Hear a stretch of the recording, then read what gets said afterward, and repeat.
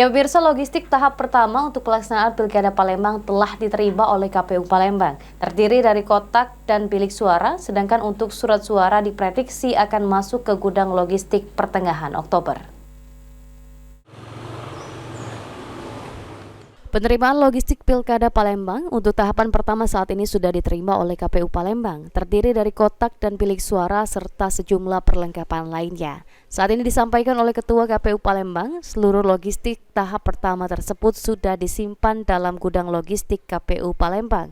Saat ini, menurut Syawaludin, KPU Palembang masih mengecek proses percetakan surat suara Pilkada Palembang. Kita sudah menerima tahap pertama, itu kotak suara, bilik, tinta, segel, dan kabel tis. Ini kita lagi proses untuk pencetakan surat.